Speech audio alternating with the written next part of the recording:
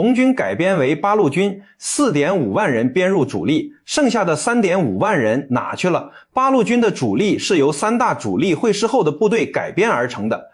要弄懂改編前後的人数变化，首先要看看3大主力到陕北会師時究竟有多少部队。先说中央红軍1934年長征出发時，全軍合計86859人，實力相當可觀。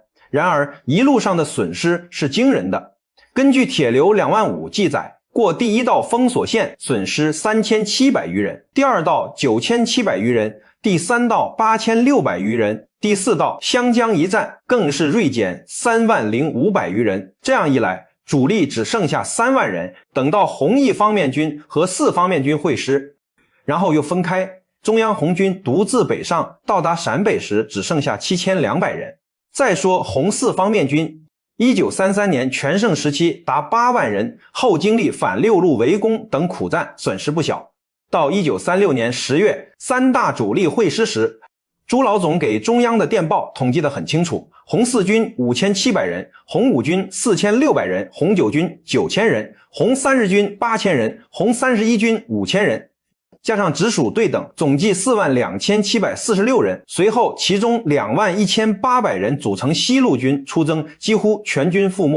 紅二方面軍保存最為完好。1936年7月與紅四方面軍會師時，還有13000餘人。紅25軍和陕北紅軍會師後，組成紅15軍團，共7000餘人。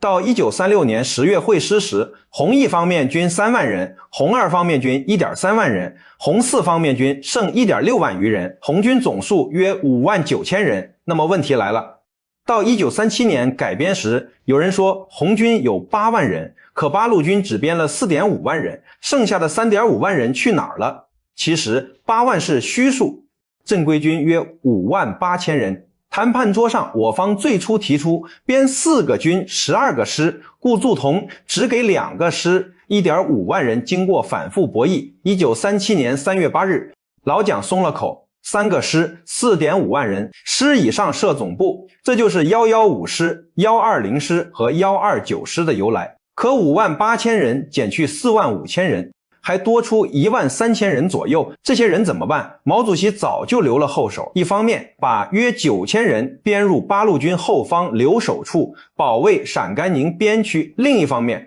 大力發展獨立團，就像《亮劍》裡的李雲龍編制外發展，一個團能帶上1萬人，剩下的則擴充軍校學員，為部隊儲備幹部。說到底，紅軍改編不只是人數上的精打細算，更是我黨在統一戰線中既堅持原則又靈活應變的政治藝術。編制不夠，留守來湊；正規不足，獨立團補上。一番運籌帷幄，把有限的兵力安排得明明白白，